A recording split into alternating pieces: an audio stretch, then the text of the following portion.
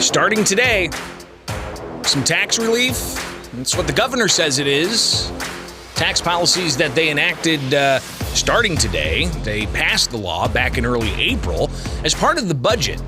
And it includes dropping the grocery tax from 1% to 0% for a full year, delaying a 2-cent a gallon gas tax increase until January, and a variety of other tax rebates. But is it really going to provide relief, especially with inflation and how much more we've paid in taxes over the past few years? Joining us now is Justin Carlson. He is an analyst with Illinois Policy Institute. Justin, thanks for taking time with us here with Springfield's Morning News. I'm Greg Bishop on 92.7 WMAY, Springfield's News and Talk. What's going on? Not much, Greg. Thanks for having me on. Absolutely. So I guess is this, the question is it really tax relief we're going to be seeing starting today? Yeah, that's the big question most Illinoisans want to know. And unfortunately, it really isn't tax relief. When you factor in Governor Pritzker's 24 tax and fee hikes since he took office in 2019, we've done the calculated numbers on that, and that adds up to about $2,700 over 4 years. The tax relief initiatives that he's offering are going to save the average Illinois family about $556. So you're looking at a net loss there of about $2,100 since Pritzker took office in tax hikes and fee hikes. So this relief really is like turning everyone upside down, shaking all the nickels, dimes, and quarters out of their pocket and tossing them a penny and calling it relief. The governor was asked yesterday about the gas tax hold, not increasing that gas tax 2 cents a gallon. And he said, listen, we're going to be sending direct checks to people. So the policies also include the property tax rebates up to $300, also $50 per person for individual income, and $100 per child dependent, but only up to 3.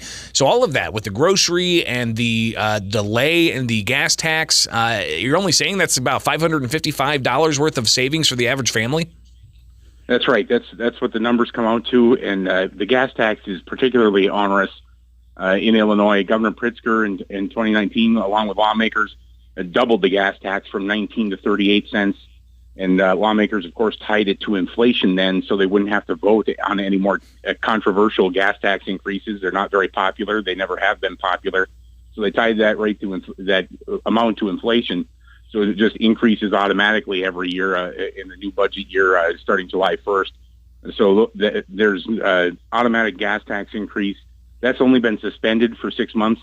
So January 1st, you'll get hit with that increase, and then you'll get hit with another one July 1st next year. So you won't be feeling much relief at the pump when you get hit with 2 tax increases, gas tax increases next year in 2023. Let alone the sales tax that's on top of that lawmakers kept in place. So the higher that gasoline prices are, the more in sales tax you're going to be paying on top of that. So that's compounding the cost there. Justin Carlson with Illinois Policy, you guys have also done research looking at inflation and raises that Illinois families and workers have been getting. We've seen an increase in the amount people make, but is inflation overshadowing that? Yes, absolutely. Unfortunately, inflation is outpacing wage growth in Illinois. So wages are rising on average across workers, but not nearly enough to keep up with inflation. So people are still taking a hit, taking effective pay cuts when it comes to inflation, eating more of their money than they're getting back through wage increases. And that's important to note that not everyone's wage is going up.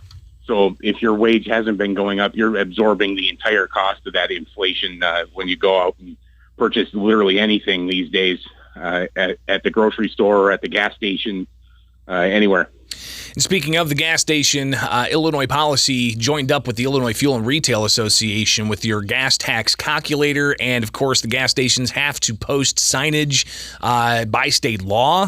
Federal judge declined to take up the IFRA's challenge of that. So they're required $500 a day fine if they don't post this. But IFRA went a little bit further, and Illinois Policy kind of part of that as well. Tell us what those stickers really are going to say here in the next minute we got left.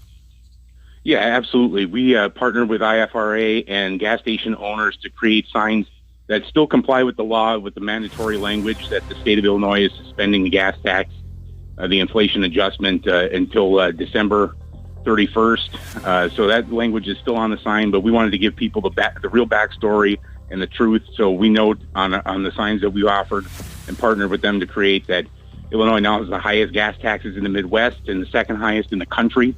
This year, lawmakers decided to delay the gas tax increase until after the election, conveniently, and that they are forcing gas station owners to tell people that they're doing this, that they suspended the tax until after the election by threatening them with a $500 per day fine for every day the signs are not on the pumps. And you're also doing an ad campaign in some select markets with a cartoon of sorts of J.B. Pritzker and saying that J.B. Pritzker has more than doubled Illinois' gas tax. Justin Carlson with Illinois Policy, greatly appreciate you taking the time this morning. Absolutely. Thanks for having me on, Greg. It is Springfield's Morning News, now 8 o'clock. From the Fly SPI Studios, take the easy way out. WMAY